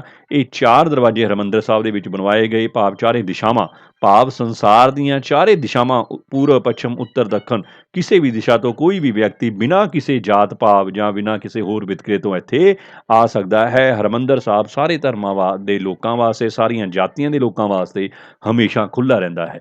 ਸੋ ਇਸ ਕਰਕੇ ਉੱਥੇ 4 ਦਰਵਾਜ਼ੇ ਵੀ ਰਖਵਾਏ ਗਏ। ਨਿਰਮਾਣ ਕਾਰਜ ਦੀ ਗੱਲ ਕਰੀਏ ਤਾਂ ਹਰਿਮੰਦਰ ਸਾਹਿਬ ਦਾ ਨਿਰਮਾਣ ਕਾਰਜ ਸ਼੍ਰੀ ਗੁਰੂ ਅਰਜਨ ਦੇਵ ਜੀ ਨੇ ਸ਼ੁਰੂ ਕਰਵਾਇਆ ਸੀ, ਅਤੇ ਉਸ ਤੋਂ ਬਾਅਦ ਹਰਿਮੰਦਰ ਸਾਹਿਬ ਦਾ ਨਿਰਮਾਣ ਕਾਰਜ 1601 ਈਸਵੀ ਵਿੱਚ ਭਾਈ ਬੁੱਢਾ ਜੀ ਅਤੇ ਭਾਈ ਗੁਰਦਾਸ ਜੀ ਦੀ ਦੇਖ ਰੇਖ ਵਿੱਚ ਸੰਪੂਰਨ ਹੋਇਆ। 1601 ਈਸਵੀ ਦੇ ਵਿੱਚ ਸ਼੍ਰੀ ਹਰਿਮੰਦਰ ਸਾਹਿਬ ਬਣ ਕੇ ਤਿਆਰ ਹੋ ਗਏ। ਇੱਕ ਅਦਭੁਤ ਤਸਵੀਰ ਤੁਹਾਡੇ ਸਾਹਮਣੇ ਹੈ। ਇਹ ਸਾਡੇ ਸ਼੍ਰੀ ਹਰਿਮੰਦਰ ਸਾਹਿਬ ਜੀ ਦੀ ਸਥਾਪਨਾ 1601 ਈਸਵੀ ਵਿੱਚ ਇਸ ਦਿਨਾਂ ਦਾ ਕਾਰਜ ਸੀ, ਜਿਹੜਾ ਨਿਰਮਾਣ ਦਾ ਕਾਰਜ, ਉਹ ਭਾਈ ਬੁੱਢਾ ਜੀ ਅਤੇ ਭਾਈ ਗੁਰਦਾਸ ਜੀ ਦੀ ਦੇਖ ਰੇਖ ਦੇ ਵਿੱਚ ਸੰਪੂਰਨ ਹੋਇਆ। ਹੁਣ ਬੇਟਾ ਸ਼੍ਰੀ ਆਦਿ ਗ੍ਰੰਥ ਸਾਹਿਬ ਦੀ ਸਥਾਪਨਾ ਕਰਨਾ, ਇਤਿਹਾਸਕ ਮੋੜ ਇੱਕ ਹੋਰ ਨਵਾਂ ਆਇਆ ਸਿੱਖ ਧਰਮ ਦੇ ਵਿੱਚ। ਸਤੰਬਰ 1604 ਈਸਵੀ ਵਿੱਚ ਹਰਿਮੰਦਰ ਸਾਹਿਬ ਵਿਖੇ ਆਦਿ ਗ੍ਰੰਥ ਸਾਹਿਬ ਜੀ ਦੀ ਸਥਾਪਨਾ ਕੀਤੀ ਗਈ। ਬੜਾ ਇੰਪੋਰਟੈਂਟ ਹੈ। ਸ਼੍ਰੀ ਗੁਰੂ ਅਰਜਨ ਦੇਵ ਜੀ ਦੁਆਰਾ 1604 ਈਸਵੀ ਵਿੱਚ ਬੇਟਾ ਹਰਿਮੰਦਰ ਸਾਹਿਬ ਅੰਮ੍ਰਿਤਸਰ ਵਿਖੇ ਆਦਿ ਗ੍ਰੰਥ ਜੀ ਦੀ ਸਥਾਪਨਾ ਕੀਤੀ ਗਈ। ਸਿੱਖ ਇਤਿਹਾਸ ਦੇ ਵਿੱਚ ਇਹ ਇੱਕ ਬਹੁਤ ਹੀ ਅਹਿਮਤ ਵਾਲੀ ਗੱਲ ਹੈ ਸੀ। ਇਸ ਦੇ ਪਹਿਲੇ ਗ੍ਰੰਥੀ ਭਾਈ ਬੁੱਢਾ ਜੀ ਸੀ। ਬੜਾ ਇੰਪੋਰਟੈਂਟ ਕੁਐਸਚਨ ਹੈ ਤੁਹਾਡੇ ਚੈਪਟਰ ਦਾ ਵੀ, ਤੁਹਾਡੇ ਐਗਜ਼ਾਮ ਪੁਆਇੰਟ ਆਫ ਵਿਊ ਨਾਲ ਵੀ। ਪਹਿਲੇ ਗ੍ਰੰਥੀ ਕੌਣ ਸੀ ਹਰਿਮੰਦਰ ਸਾਹਿਬ ਦੇ ਵਿੱਚ ਸ਼੍ਰੀ ਆਦਿ ਗ੍ਰੰਥ ਸਮੇਂ? ਭਾਈ ਬੁੱਢਾ ਜੀ। ਭਾਈ ਬੁੱਢਾ ਜੀ ਪਹਿਲੇ ਗ੍ਰੰਥੀ ਬਣਾਇਆ ਗਿਆ ਭਾਈ ਬੁੱਢਾ ਜੀ ਨੂੰ। ਸੋ ਇਸ ਤੋਂ ਅੱਗੇ ਬੇਟਾ ਆਪਾਂ ਦੇਖਦੇ ਹਾਂ, ਅੰਮ੍ਰਿਤਸਰ ਵਿਖੇ ਸ਼੍ਰੀ ਹਰਿਮੰਦਰ ਸਾਹਿਬ ਦਾ ਨਿਰਮਾਣ ਸਿੱਖ ਧਰਮ ਦੀ ਦ੍ਰਿੜਤਾਪੂਰਵਕ ਸਥਾਪਨਾ ਲਈ ਸਭ ਤੋਂ ਮਹੱਤਵਪੂਰਨ ਕਾਰਜ ਸੀ। ਬੇਟਾ ਦ੍ਰਿੜਤਾਪੂਰਵਕ ਸਥਾਪਨਾ ਤੋਂ ਭਾਵ ਸਿੱਖਾਂ ਨੂੰ ਇੱਕ ਅਜਿਹਾ ਸਥਾਨ ਮਿਲ ਗਿਆ ਜਿੱਥੇ ਉਹ ਇਕੱਤਰ ਹੋ ਸਕਣ, ਜਿੱਥੇ ਉਹ ਆਪਣੇ ਧਰਮ ਦੇ ਵਿਕਾਸ ਲਈ ਵਿਚਾਰ ਵਟਾਂਦਰਾ ਕਰ ਸਕਣ, ਹਨਾ। ਇੱਕ ਅਜਿਹਾ ਤੀਰਥ ਸਥਾਨ ਮਿਲ ਗਿਆ ਜਿੱਥੇ ਉਹਨਾਂ ਨੂੰ ਸਮੇਂ-ਸਮੇਂ ਤੇ ਇਕੱਤਰ ਹੋ ਸਕਣ। ਆਪਣੇ ਧਰਮ ਦੇ ਵਿਕਾਸ ਵਾਸਤੇ ਇੱਕ ਸੈਂਟਰਲ ਪੁਆਇੰਟ ਬਣ ਗਿਆ ਜਿੱਥੋਂ ਸਾਰੀਆਂ ਸਿੱਖਿਆਵਾਂ, ਸਾਰੇ ਆਦੇਸ਼ ਪਾਰਿਤ ਕੀਤੇ ਜਾ ਸਕਣ। ਸੋ ਇਸ ਕਰਕੇ ਹਰਿਮੰਦਰ ਸਾਹਿਬ ਦੀ ਸਥਾਪਨਾ ਇੱਕ ਬੜੀ ਹੀ ਮਹੱਤਵਪੂਰਨ ਸਥਾਪਨਾ ਹੈ, ਜਿੱਥੋਂ ਸਿੱਖ ਧਰਮ ਦੇ ਦਿਨ ਦੁਗਣੀ ਰਾਤ ਚੌਗੁਣੀ ਤਰੱਕੀ ਕਰਨੀ ਸ਼ੁਰੂ ਕਰ ਦਿੱਤੀ। ਅੰਮ੍ਰਿਤਸਰ ਹਨਾ ਸਿੱਖਾਂ ਲਈ ਮੱਕਾ ਅਤੇ ਗੰਗਾ ਬਨਾਰਸ ਬਣ ਗਏ। ਜਿਸ ਤਰ੍ਹਾਂ ਮੁਸਲਮਾਨਾਂ ਵਾਸਤੇ ਮੱਕਾ ਹੈ, ਹਿੰਦੂਆਂ ਵਾਸਤੇ ਗੰਗਾ ਬਨਾਰਸ ਤੀਰਥ ਸਥਾਨ ਨੇ, ਇਤਿਹਾਸਕ ਸਥਾਨ ਨੇ, ਉਸੇ ਤਰ੍ਹਾਂ ਬੇਟਾ ਅੰਮ੍ਰਿਤਸਰ ਦੀ ਇੰਪੋਰਟੈਂਸ ਸਿੱਖਾਂ ਵਾਸਤੇ ਹੈ। ਇਸ ਤਰ੍ਹਾਂ ਸਿੱਖਾਂ ਦੇ ਲਈ ਅੰਮ੍ਰਿਤਸਰ ਦੀ ਇੰਪੋਰਟੈਂਸ ਹੈ, ਤਾਂ ਉਸਨੇ ਸਿੱਖਾਂ ਦੇ ਲਈ ਕਿੰਨੀ ਅਹਿਮ ਰੋਲ ਅਦਾ ਕੀਤਾ। ਸੋ ਇਸ ਤੋਂ ਇਲਾਵਾ ਬੇਟਾ ਸ਼੍ਰੀ ਗੁਰੂ ਅਰਜਨ ਦੇਵ ਜੀ ਦੁਆਰਾ ਨਵੇਂ ਨਗਰਾਂ ਦੀ ਵੀ ਸਥਾਪਨਾ ਕੀਤੀ ਗਈ, ਜਿਹਦੇ ਵਿੱਚੋਂ ਪ੍ਰਮੁੱਖ 3 ਨਗਰ ਤਰਨਤਾਰਨ, ਕਰਤਾਰਪੁਰ, ਹਰਗੋਬਿੰਦਪੁਰ। ਇਹ 3 ਅਜਿਹੇ ਇਤਿਹਾਸਕ ਨਗਰ ਪੰਜਵੀਂ ਪਾਤਸ਼ਾਹੀ ਸ਼੍ਰੀ ਗੁਰੂ ਅਰਜਨ ਦੇਵ ਜੀ ਦੁਆਰਾ ਸਥਾਪਿਤ ਕੀਤੇ ਗਏ। ਇਹਨਾਂ ਬਾਰੇ ਆਪਾਂ ਅੱਗੇ ਦੇਖਦੇ ਹਾਂ। ਸਭ ਤੋਂ ਪਹਿਲਾਂ ਆਪਾਂ ਦੇਖਦੇ ਹਾਂ ਤਰਨਤਾਰਨ ਦੀ ਸਥਾਪਨਾ। ਬੇਟਾ ਤਰਨਤਾਰਨ 2 ਦਰਿਆਵਾਂ ਸਤਲੁਜ ਅਤੇ ਬਿਆਸ, ਸਤਲੁਜ ਅਤੇ ਬਿਆਸ ਦੀ ਵਿਚਕਾਰਲੀ ਜ਼ਮੀਨ ਤੁਸੀਂ ਦੇਖ ਸਕਦੇ ਹੋ। ਤਰਨਤਾਰਨ ਇਹ ਆ ਗਿਆ ਸਾਡੇ ਕੋਲੇ ਤਰਨਤਾਰਨ। ਇਸ ਦੀ ਸਥਾਪਨਾ 5ਵੇਂ ਗੁਰੂ ਸ਼੍ਰੀ ਗੁਰੂ ਅਰਜਨ ਦੇਵ ਜੀ ਨੇ ਕੀਤੀ ਸੀ। ਗੁਰੂ ਅਰਜਨ ਦੇਵ ਜੀ ਨੇ ਮਾਝੇ ਦੇ ਇਲਾਕੇ ਵਿੱਚ ਸਿੱਖ ਧਰਮ ਦਾ ਪ੍ਰਚਾਰ ਕਰਨ ਲਈ 1590 ਈਸਵੀ ਵਿੱਚ ਰਾਵੀ ਅਤੇ ਬਿਆਸ, ਇੱਧਰ ਸਤਲੁਜ ਆ ਗਿਆ, ਉੱਪਰਲੇ ਪਾਸੇ ਰਾਵੀ ਆ ਗਿਆ, ਇੱਧਰਲੇ ਪਾਸੇ ਆ ਜਿਹੜਾ ਸੀਗਾ ਇਹ ਆਪਣੇ ਕੋਲੇ ਬਿਆਸ ਦਰਿਆ ਆ ਗਿਆ। ਇਸ ਦਰਿਆਵਾਂ ਦੀ ਨਦੀਆਂ ਦੇ ਵਿਚਕਾਰ ਤਰਨਤਾਰਨ ਸ਼ਹਿਰ ਦੀ ਨੀਂਹ ਰੱਖੀ। ਬੇਟਾ ਇਹ 1590 ਵਿੱਚ ਤਰਨਤਾਰਨ ਸ਼ਹਿਰ ਦੀ ਨੀਂਹ ਕਿਸ ਦੁਆਰਾ ਰੱਖੀ ਗਈ? 5ਵੇਂ ਗੁਰੂ ਸ਼੍ਰੀ ਗੁਰੂ ਅਰਜਨ ਦੇਵ ਜੀ ਦੁਆਰਾ। ਸੋ ਇੱਥੇ ਹੀ ਗੁਰੂ ਜੀ ਨੇ ਖਾਰਾ ਪਿੰਡ ਦੇ ਲੋਕਾਂ ਤੋਂ ਜ਼ਮੀਨ ਖਰੀਦ ਕੇ ਇੱਕ ਸਰੋਵਰ ਦੀ ਖੁਦਾਈ ਦਾ ਕੰਮ ਵੀ ਸ਼ੁਰੂ ਕਰਵਾਇਆ। ਬੇਟਾ ਇਹ ਸਰੋਵਰ ਸੀ ਜਿਸ ਦਾ ਨਾਮ ਤਰਨਤਾਰਨ ਰੱਖਿਆ ਗਿਆ। ਇਹ ਸਰੋਵਰ ਦਾ ਨਾਮ ਸੀ ਤਰਨਤਾਰਨ, ਜਿਸ ਦਾ ਭਾਵ ਸੀ ਕਿ ਇਸ ਵਿੱਚ ਇਸ਼ਨਾਨ ਕਰਨ ਵਾਲਾ ਵਿਅਕਤੀ ਇਸ ਸੰਸਾਰ ਦੇ ਭਵਸਾਗਰ ਤੋਂ ਤਰ ਜਾਂਦਾ ਹੈ। ਦੇਖੋ ਕਿੰਨਾ ਵਧੀਆ ਹੈ ਨਾ। ਉਰੇ ਖਾਰਾ ਪਿੰਡ ਦੇ ਲੋਕਾਂ ਤੋਂ ਜ਼ਮੀਨ ਲਈ, ਉੱਥੇ ਉਹਨਾਂ ਨੇ ਇੱਕ ਸਰੋਵਰ ਬਣਵਾਇਆ ਜਿਸ ਦਾ ਨਾਮ ਤਰਨਤਾਰਨ ਸੀ। ਵੀ ਨਾਲ ਗੁਰੂ ਜੀ ਨੇ ਬਚਨ ਕੀਤੇ ਵੀ ਇਸ ਸਰੋਵਰ ਦੇ ਵਿੱਚ ਜਿਹੜਾ ਇਨਸਾਨ ਪੂਰੀ ਸ਼ਰਧਾ ਨਾਲ ਇਸ਼ਨਾਨ ਕਰੇਗਾ ਉਹ ਇਸ ਸੰਸਾਰ ਰੂਪੀ ਭਵ ਸਾਗਰ ਤੋਂ ਤਰ ਜਾਵੇਗਾ। ਹੌਲੀ ਹੌਲੀ ਲੋਕਾਂ ਨੇ ਉੱਥੇ ਇਕੱਤਰ ਹੋ ਕੇ ਤਰਨਤਾਰਨ ਸਿੱਖਾਂ ਦਾ ਇੱਕ ਹੋਰ ਪ੍ਰਸਿੱਧ ਤੀਰਥ ਸਥਾਨ ਬਣ ਗਿਆ। ਲੋਕ ਉੱਥੇ ਇਕੱਤਰ ਹੋ ਕੇ ਰਹਿਣ ਲੱਗੇ। ਇੱਕ ਸ਼ਹਿਰ ਦੀ ਸਥਾਪਨਾ ਹੋ ਗਈ। ਤਰਨਤਾਰਨ ਦੀ ਸਥਾਪਨਾ ਦੇ ਫਲਸਰੂਪ ਮਾਝੇ ਦੇ ਬਹੁਤ ਸਾਰੇ ਜਿਹੜੇ ਜੱਟ ਆਣੇ ਸੀਗੇ, ਉਹਨਾਂ ਨੇ ਸਿੱਖ ਧਰਮ ਨੂੰ ਅਪਣਾ ਲਿਆ, ਜੋ ਬਾਅਦ ਦੇ ਵਿੱਚ ਸੈਨਿਕ ਸਿੱਧ ਹੋਏ, ਵਧੀਆ ਸੈਨਿਕ ਸਿੱਖ ਬੇਟਾ ਹੈ ਨਾ। ਜਿਹੜੇ ਆਪਣੇ ਜੱਟਾਂ ਨੂੰ ਆਪਾਂ ਬੋਲਦੇ ਹਾਂ ਬੜੇ ਸ਼ਕਤੀਸ਼ਾਲੀ, ਫਿਜ਼ੀਕਲੀ ਬੜੇ ਸਟਰੋਂਗ ਹੁੰਦੇ ਨੇ, ਉਹਨਾਂ ਨੇ ਸਿੱਖ ਧਰਮ ਨੂੰ ਅਪਣਾ ਲਿਆ। ਬਾਅਦ ਦੇ ਵਿੱਚ ਜਦੋਂ ਮੁਗਲਾਂ ਨਾਲ ਲੜਾਈਆਂ ਹੋਈਆਂ ਤਾਂ ਉਹ ਬੜੇ ਵਧੀਆ ਸੈਨਿਕ ਵੀ ਸਾਬਿਤ ਹੋਏ। ਹੁਣ ਆਪਾਂ ਗੱਲ ਕਰਦੇ ਹਾਂ ਕਰਤਾਰਪੁਰ ਦੀ ਸਥਾਪਨਾ ਦੀ। ਸ਼੍ਰੀ ਗੁਰੂ ਅਰਜਨ ਦੇਵ ਜੀ ਦੁਆਰਾ 1593 ਈਸਵੀ ਵਿੱਚ ਜਲੰਧਰ ਨੇੜੇ ਇੱਕ ਹੋਰ ਸ਼ਹਿਰ ਦਾ ਨੀਂਹ ਰੱਖੀ ਗਈ। ਇਸ ਸ਼ਹਿਰ ਦਾ ਨਾਮ ਕਰਤਾਰਪੁਰ ਜਾਂ ਈਸ਼ਵਰ ਦਾ ਸ਼ਹਿਰ ਰੱਖਿਆ ਗਿਆ। ਤੁਹਾਨੂੰ ਬਹੁਤ ਵਾਰ ਪੇਪਰ ਦੇ ਵਿੱਚ ਪ੍ਰਸ਼ਨ ਆਇਆ ਕਿਸ ਸ਼ਹਿਰ ਨੂੰ ਈਸ਼ਵਰ ਦਾ ਸ਼ਹਿਰ ਵੀ ਕਿਹਾ ਜਾਂਦਾ ਹੈ? ਕਰਤਾਰਪੁਰ। ਇਹਦੀ ਨੀਂਹ ਕਿਹਨੇ ਰੱਖੀ ਸੀ? 5ਵੇਂ ਗੁਰੂ ਸ਼੍ਰੀ ਗੁਰੂ ਅਰਜਨ ਦੇਵ ਜੀ ਨੇ 1593 ਈਸਵੀ ਵਿੱਚ ਰੱਖੀ ਸੀ। ਬੇਟਾ ਇਹ ਜਲੰਧਰ ਦੇ ਨੇੜੇ ਰੱਖੀ ਗਈ ਸੀ। ਗੁਰੂ ਸਾਹਿਬ ਨੇ ਇੱਥੇ ਇੱਕ ਖੂਹ ਵੀ ਖੁਦਵਾਇਆ ਜਿਸ ਦਾ ਨਾਮ ਗੰਗ ਸਾਗਰ ਰੱਖਿਆ। ਉੱਥੇ ਇੱਕ ਖੂਹ ਖੁਦਵਾਇਆ, ਬੜਾ ਇੰਪੋਰਟੈਂਟ ਹੈ, ਉਹਦਾ ਨਾਮ ਸੀ ਗੰਗਸਰ। ਉਹ ਖੂਹ ਦਾ ਨਾਮ ਸੀ ਗੰਗਸਰ। ਹੁਣ ਬੇਟਾ ਗੁਰੂ ਸਾਹਿਬ ਨੇ ਇੱਕ ਹੋਰ ਸ਼ਹਿਰ ਦੀ ਸਥਾਪਨਾ ਕੀਤੀ। ਦੇਖੋ ਹਰਗੋਬਿੰਦਪੁਰ ਤੁਹਾਨੂੰ ਨਾਮ ਤੋਂ ਹੀ ਪਤਾ ਲੱਗਦਾ ਹੋਊਗਾ। ਗੁਰੂ ਅਰਜਨ ਦੇਵ ਜੀ ਨੇ 1595 ਈਸਵੀ ਵਿੱਚ ਆਪਣੇ ਪੁੱਤਰ ਦੇ ਜਨਮ ਦੀ ਖੁਸ਼ੀ ਵਿੱਚ ਬਿਆਸ ਨਦੀ ਦੇ ਕੰਢੇ ਆਪਣੇ ਬੇਟੇ ਦੇ ਨਾਂ ਤੇ ਹਰਗੋਬਿੰਦਪੁਰ ਨਾਮੀ ਸ਼ਹਿਰ ਦੀ ਨੀਂਹ ਰੱਖੀ। ਬੇਟਾ ਆਪਣੇ ਪੁੱਤਰ ਹਰਗੋਬਿੰਦ ਜੀ ਦੇ ਨਾਂ ਦੇ ਉੱਤੇ ਇਹ ਸ਼ਹਿਰ ਵਸਾਇਆ ਗਿਆ ਸੀ। 1595 ਈਸਵੀ ਵਿੱਚ ਇਹਦਾ ਨਾਮ ਰੱਖਿਆ ਗਿਆ ਹਰਗੋਬਿੰਦਪੁਰ।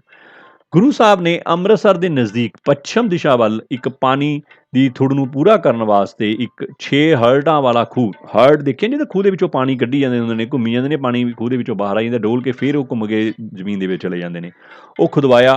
ਹੌਲੀ ਹੌਲੀ ਇੱਥੇ ਇੱਕ ਸ਼ਹਿਰ ਵੀ ਵਸ ਗਿਆ ਜਿਸ ਦਾ ਨਾਮ ਅੱਜ ਕੱਲ੍ਹ ਸ਼ਹਰੇਟਾ, ਉਸ ਨੂੰ ਅੱਜ ਇਹ ਬੋਲਦੇ 6 ਹਰਟਾਂ ਵਾਲਾ ਜਿਹੜਾ ਹੈ ਨਾ ਪਿੰਡ ਜਾਂ ਸ਼ਹਿਰ ਬੋਲਿਆ ਜਾਂਦਾ ਹੈ, ਉਹ ਉੱਥੇ ਪਾਣੀ ਦੀ ਕਮੀ ਨੂੰ ਦੂਰ ਕਰਨ ਵਾਸਤੇ ਗੁਰੂ ਜੀ ਦੁਆਰਾ ਸਥਾਪਿਤ ਕੀਤਾ ਗਿਆ ਸੀ। ਅੱਜ ਕੱਲ੍ਹ ਉੱਥੇ ਸ਼ਹਿਰ ਵਸ ਚੁੱਕਿਆ ਹੈ। ਹੁਣ ਆਪਾਂ ਗੱਲ ਕਰਦੇ ਹਾਂ ਬੇਟਾ ਲਾਹੌਰ ਵਿਖੇ ਬਾਉਲੀ ਦਾ ਨਿਰਮਾਣ। ਬਾਉਲੀ ਆਪਾਂ ਪੜ੍ਹ ਚੁੱਕੇ ਹਾਂ, ਪਾਣੀ ਦਾ ਸਰੋਤ ਹੁੰਦਾ ਹੈ ਜਿੱਥੋਂ ਪਾਣੀ ਪ੍ਰਾਪਤ ਕੀਤਾ ਜਾਂਦਾ ਹੈ। ਇਹ ਤਸਵੀਰ ਹੈ ਗੁਰਦੁਆਰਾ ਬਾਉਲੀ ਸਾਹਿਬ, ਲਾਹੌਰ ਪਾਕਿਸਤਾਨ ਵਿਖੇ ਉੱਥੇ ਗੁਰਦੁਆਰਾ ਸਾਹਿਬ ਬਣਿਆ ਹੋਇਆ। ਸੋ ਪਹਿਲਾਂ ਉੱਥੇ ਗੁਰੂ ਜੀ ਨੇ ਬਾਉਲੀ ਬਣਵਾਈ ਸੀ ਪਾਣੀ ਖੁਦਵਾ ਕੇ ਪਾਣੀ ਵਾਸਤੇ। ਗੁਰੂ ਅਰਜਨ ਦੇਵ ਜੀ ਲਾਹੌਰ ਦੇ ਸ਼ਰਧਾਲੂਆਂ ਦੀ ਬੇਨਤੀ ਤੇ ਲਾਹੌਰ ਦੀ ਯਾਤਰਾ ਵੀ ਕੀਤੀ ਉਹਨਾਂ ਨੇ, ਉੱਥੇ ਵੀ ਲਾਹੌਰ ਵੀ ਗਏ। ਉੱਥੇ ਉਹ ਡੱਬੀ ਬਾਜ਼ਾਰ, ਉੱਥੇ ਬੇਟਾ ਲਾਹੌਰ ਦਾ ਇੱਕ ਡੱਬੀ ਬਾਜ਼ਾਰ ਹੈ, ਉੱਥੇ ਠਹਿਰੇ ਅਤੇ ਉੱਥੇ ਉਹਨਾਂ ਨੇ ਇੱਕ ਬਾਉਲੀ ਦਾ ਨਿਰਮਾਣ ਕਰਵਾਇਆ ਤਾਂ ਜੋ ਉੱਥੋਂ ਦੀ ਪਾਣੀ ਦੀ ਥੁੜ ਨੂੰ ਦੂਰ ਕੀਤਾ ਜਾ ਸਕੇ। ਇਸ ਤੋਂ ਅੱਗੇ ਆਪਾਂ ਦੇਖਦੇ ਹਾਂ ਮਸੰਦ ਪ੍ਰਥਾ ਦਾ ਸੰਗਠਨ ਅਤੇ ਵਿਕਾਸ। ਦੇਖੋ ਬੇਟਾ ਮਸੰਦ ਪ੍ਰਥਾ ਬਾਰੇ ਆਪਾਂ ਪਹਿਲਾਂ ਪੜ੍ਹ ਚੁੱਕੇ ਹਾਂ, ਪਹਿਲਾਂ ਚੱਲਦੀ ਆ ਰਹੀ ਸੀ। ਮਸੰਦ ਪ੍ਰਥਾ ਦੀ ਸਥਾਪਨਾ ਸ਼੍ਰੀ ਗੁਰੂ ਰਾਮਦਾਸ ਜੀ ਨੇ ਕੀਤੀ ਸੀ ਉਸ ਸਮੇਂ, ਹੈ ਨਾ। ਤਾਂ ਹੁਣ ਆਪਾਂ ਗੁਰੂ ਅਰਜਨ ਦੇਵ ਜੀ ਦੇ ਸਮੇਂ ਦੀ ਗੱਲ ਕਰੀਏ। ਗੁਰੂ ਅਰਜਨ ਦੇਵ ਜੀ ਦੇ ਸਮੇਂ ਸਿੱਖਾਂ ਦੀ ਗਿਣਤੀ ਵਿੱਚ ਕਾਫੀ ਵਾਧਾ ਹੋ ਗਿਆ, ਬਹੁਤ ਸਿੱਖਾਂ ਦੀ ਗਿਣਤੀ ਸਮਾਜ ਦੇ ਵਿੱਚ ਵੱਧ ਗਈ ਸੀ। ਇਸ ਲਈ ਉਹਨਾਂ ਨੂੰ ਲੰਗਰ ਵਾਸਤੇ ਹੋਰ ਵਿਕਾਸ ਕਾਰਜਾਂ ਲਈ, ਲੰਗਰ ਅਤੇ ਹੋਰ ਵਿਕਾਸ ਕਾਰਜਾਂ ਲਈ ਧਨ ਦੌਲਤ ਭਾਵ ਮਾਇਆ ਦੀ ਲੋੜ ਸੀ। ਇਸ ਲਈ ਗੁਰੂ ਸਾਹਿਬ ਜੀ ਨੇ ਇੱਕ ਐਲਾਨ ਕੀਤਾ। ਕੀ ਐਲਾਨ ਕੀਤਾ? ਵੀ ਹਰੇਕ ਸਿੱਖ ਆਪਣੀ ਨੇਕ ਕਮਾਈ ਵਿੱਚੋਂ, ਆਪਣੀ ਆਮਦਨ ਵਿੱਚੋਂ ਦਸਵੰਧ ਭਾਵ 10ਵਾਂ ਹਿੱਸਾ, ਆਮਦਨ ਦਾ 10ਵਾਂ ਹਿੱਸਾ ਗੁਰੂ ਸਾਹਿਬ ਨੂੰ ਭੇਟ ਕਰੇਗਾ। ਬੜਾ ਇੰਪੋਰਟੈਂਟ ਹੈ ਬੇਟਾ, ਦਸਵੰਧ ਕੀ ਹੁੰਦਾ ਹੈ? ਆਪਣੀ ਨੇਕ ਕਮਾਈ ਦੇ ਵਿੱਚੋਂ 10ਵਾਂ ਹਿੱਸਾ ਗੁਰੂ ਘਰ ਨੂੰ ਭੇਟ ਕਰਨਾ, ਗੁਰੂ ਸਾਹਿਬ ਨੂੰ ਭੇਟ ਕਰਨਾ, ਉਸ ਨੂੰ ਦਸਵੰਧ ਆਖਦੇ ਨੇ। ਗੁਰੂ ਜੀ ਨੇ ਲੰਗਰ ਵਾਸਤੇ ਅਤੇ ਹੋਰ ਵਿਕਾਸ ਦੇ ਕਾਰਜਾਂ ਲਈ ਜਿਹੜੀ ਧਨ ਦੌਲਤ ਦੀ ਲੋੜ ਸੀ ਉਹਨੂੰ ਪੂਰਤੀ ਵਾਸਤੇ ਸਿੱਖਾਂ ਨੂੰ ਐਲਾਨ ਕੀਤਾ ਵੀ ਉਹ ਆਪਣੀ ਆਮਦਨ ਦੇ ਵਿੱਚੋਂ 10ਵਾਂ ਹਿੱਸਾ ਭਾਵ ਦਸਵੰਧ ਗੁਰੂ ਘਰ ਤੇ ਗੁਰੂ ਸਾਹਿਬ ਨੂੰ ਭੇਂਟ ਕਰਨ। ਇਸ ਕਾਰਜ ਨਾਲ ਉਹਨਾਂ ਨੂੰ ਇੱਕ ਆਮਦਨ ਦਾ ਸਰੋਤ ਹੋ ਗਿਆ। ਦਸਵੰਧ ਦੀ ਮਾਇਆ ਨੂੰ ਇਕੱਠਾ ਕਰਨ ਲਈ ਗੁਰੂ ਜੀ ਨੇ ਬੜੇ ਹੀ ਜ਼ਿੰਮੇਵਾਰ ਵਿਅਕਤੀਆਂ ਨੂੰ, ਮਸੰਦ ਜਿਹੜੇ ਪਹਿਲਾਂ ਮਸੰਦ ਨਿਯੁਕਤ ਕੀਤੇ ਹੋਏ ਸੀ, ਉਹ ਬੜੇ ਜ਼ਿੰਮੇਵਾਰ ਵਿਅਕਤੀਆਂ ਨੂੰ ਨਿਯੁਕਤ ਕੀਤਾ। ਹੁਣ ਇਹ ਮਸੰਦ ਕਰਦੇ ਕੀ ਸੀ ਬੇਟਾ? ਇਹ ਮਸੰਦ ਪਹਿਲਾਂ ਦੀ ਤਰ੍ਹਾਂ ਆਪਣੇ ਇਲਾਕੇ ਵਿੱਚ ਸਿੱਖੀ ਦਾ ਪ੍ਰਚਾਰ ਕਰਦੇ ਸੀ, ਸਿੱਖ ਧਰਮ ਦਾ ਪ੍ਰਚਾਰ ਕਰਦੇ ਸੀ, ਗੁਰੂਆਂ ਦੀ ਬਾਣੀ ਦਾ ਪ੍ਰਚਾਰ ਕਰਦੇ ਸੀ, ਗੁਰੂਆਂ ਦੀ ਸਿੱਖਿਆ ਦਾ ਪ੍ਰਚਾਰ ਕਰਦੇ ਸੀ। ਇਹਦੇ ਨਾਲ ਨਾਲ ਇਹ ਹੁਣ ਲੋਕਾਂ ਤੋਂ ਮਾਇਆ ਵੀ ਇਕੱਠੀ ਕਰਨ ਲੱਗੇ। ਜੋ ਲੋਕ ਦਾਨ ਦਿੰਦੇ ਸੀ ਉਹ ਇਕੱਤਰ ਕਰਦੇ ਸੀ। ਇਕੱਤਰ ਹੋਈ ਮਾਇਆ ਨੂੰ ਵਿਸਾਖੀ ਅਤੇ ਦੀਵਾਲੀ ਦੇ ਮੌਕਿਆਂ ਤੇ ਅੰਮ੍ਰਿਤਸਰ ਸਾਹਿਬ ਵਿਖੇ ਜਾ ਕੇ ਗੁਰੂ ਸਾਹਿਬ ਜੀ ਪਾਸ ਇਹ ਜਮ੍ਹਾਂ ਕਰਵਾਉਂਦੇ ਸੀ। ਇਸ ਤਰ੍ਹਾਂ ਨਾਲ ਬੇਟਾ ਜਿਹੜੇ ਸਮਾਜਿਕ ਕਾਰਜ ਸੀ, ਮਸੰਦ ਪ੍ਰਥਾ ਦੇ ਵਿਕਾਸ ਨਾਲ ਜਿੱਥੇ ਸਿੱਖ ਧਰਮ ਦਾ ਪ੍ਰਸਾਰ ਦੂਰ ਦੂਰ ਤੱਕ ਹੋਇਆ, ਉੱਥੇ ਇਸ ਪ੍ਰਥਾ ਨਾਲ ਗੁਰੂ ਘਰ ਦੀ ਆਮਦਨ ਵੀ ਨਿਸ਼ਚਿਤ ਹੋ ਗਈ। ਲੋਕ ਬੇਟਾ ਬੜੀ ਸ਼ਰਧਾ ਨਾਲ, ਬੜੇ ਪਿਆਰ ਨਾਲ ਆਪਣੀ ਆਮਦਨ ਦੇ ਵਿੱਚੋਂ 10ਵਾਂ ਹਿੱਸਾ ਜਾਂ ਜਿੰਨਾ ਉਹਨਾਂ ਨੂੰ ਸਰਦਾ ਸੀ ਉਹ ਹਿੱਸਾ ਗੁਰੂ ਘਰ ਨੂੰ, ਗੁਰੂ ਸਾਹਿਬ ਨੂੰ ਭੇਂਟ ਕਰਨ ਲੱਗੇ। ਸੋ ਗੁਰੂ ਘਰ ਦੀ ਆਮਦਨ ਨਿਸ਼ਚਿਤ ਹੋ ਗਈ। ਗੁਰੂ ਸਾਹਿਬ ਜੀ ਨੇ ਇਸ ਧਨ ਨੂੰ ਸਿੱਖ ਧਰਮ ਦੇ ਪ੍ਰਸਾਰ ਅਤੇ ਹੋਰ ਲੋਕ ਭਲਾਈ ਦੇ ਕਾਰਜਾਂ ਵਿੱਚ ਖਰਚ ਕੀਤਾ। ਲੰਗਰ ਚੱਲਦਾ ਸੀ, ਹੈ ਨਾ, ਗਰੀਬ ਲੋਕਾਂ ਦਾ ਭਲਾ ਕੀਤਾ ਜਾਂਦਾ ਸੀ। ਸਮਾਜ ਦੇ ਵਿੱਚ ਹੋਰ ਕਈ ਤਰ੍ਹਾਂ ਦੇ, ਹੈ ਨਾ, ਕੁਰੀਤੀਆਂ ਨੂੰ ਦੂਰ ਕਰਨ ਵਾਸਤੇ ਇਸ ਧਨ ਦੌਲਤ ਦੀ ਵਰਤੋਂ ਕੀਤੀ ਜਾਂਦੀ ਸੀ। ਸੋ ਇਸ ਤਰ੍ਹਾਂ ਬੇਟਾ ਮਸੰਦ ਪ੍ਰਥਾ ਦੇ ਸੰਗਠਨ ਅਤੇ ਵਿਕਾਸ ਨਾਲ ਗੁਰੂ ਸਾਹਿਬ ਨੇ ਸਿੱਖ ਪੰਥ ਦਾ ਵਿਕਾਸ ਕੀਤਾ ਅਤੇ ਸਿੱਖ ਧਰਮ ਦੇ ਵਿਕਾਸ ਵਾਸਤੇ ਹੋਰ ਵੀ ਬੜੇ ਮਹੱਤਵਪੂਰਨ ਕਾਰਜ ਕੀਤੇ। ਸੋ ਇਹਨਾਂ ਕਾਰਜਾਂ ਬਾਰੇ ਤੁਹਾਨੂੰ ਕਾਫੀ ਜਾਣਕਾਰੀ ਹੋ ਗਈ ਹੋਊਗੀ ਅਤੇ ਸ਼੍ਰੀ ਗੁਰੂ ਅਰਜਨ ਦੇਵ ਜੀ ਦੇ ਸਿੱਖ ਧਰਮ ਨੂੰ ਹੋਰ ਕੀ ਯੋਗਦਾਨ ਸੀ, ਉਸ ਦੇ ਬਾਰੇ ਆਪਾਂ ਕੁਝ ਚਰਚਾ ਅਗਲੇ ਪਾਰਟ ਵਿੱਚ ਕਰਾਂਗੇ। ਉਸ ਦੇ ਵਿੱਚ ਅਗਲੇ ਪਾਰਟ ਦੇ ਵਿੱਚ ਆਪਾਂ ਉਹਨਾਂ ਦੀ ਸ਼ਹੀਦੀ ਬਾਰੇ ਵੀ ਚਰਚਾ ਕਰਾਂਗੇ ਅਤੇ ਉਹਨਾਂ ਦੁਆਰਾ ਸਿੱਖ ਸਮਾਜ ਨੂੰ ਹੋਰ ਕੀ ਕੀ ਦੇਣਾ ਨੇ ਇਹਦੇ ਬਾਰੇ ਵੀ ਚਰਚਾ ਕਰਾਂਗੇ। ਸੋ ਅਗਲੇ ਪਾਰਟ ਵਾਸਤੇ ਨਾਲ ਬਣੇ ਰਹੀਓ। ਸੋ ਮੈਨੂੰ ਉਮੀਦ ਹੈ ਵੀ ਤੁਹਾਨੂੰ ਅੱਜ ਦੀ ਸਲਾਈਡਸ ਲਗਭਗ ਸਾਰੀਆਂ ਸਮਝ ਆ ਗਈਆਂ ਹੋਣਗੀਆਂ। ਜੇ ਕੋਈ ਕਮੀ ਪੇਸ਼ੀ ਰਹਿ ਗਈ ਹੋਈ ਤਾਂ ਬੇਟਾ ਕਿਰਪਾ ਕਰਕੇ ਆਪਣੀ ਕਿਤਾਬ ਦੇ ਨਾਲ ਵੀ ਮੈਚ ਕਰ ਲੈਣਾ। ਸੋ ਸਾਰੇ ਬੱਚੇ ਘਰੇ ਹੀ ਰਹਿਣਾ, ਆਪਣੀ ਸਿਹਤ ਦਾ ਧਿਆਨ ਰੱਖਣਾ। ਇੰਨਾ ਲੰਬਾ ਸਮਾਂ ਤੁਸੀਂ ਮੇਰੇ ਨਾਲ ਬਣੇ ਰਹੇ, ਇਸ ਵੀਡੀਓ ਨੂੰ ਧਿਆਨ ਨਾਲ ਸੁਣਿਆ, ਮੈਂ ਆਪ ਜੀ ਦਾ ਸਾਰਿਆਂ ਦਾ ਬਹੁਤ ਬਹੁਤ ਧੰਨਵਾਦ ਕਰਦਾ। Thank you very much. Please take care, stay home, be safe. Thank you.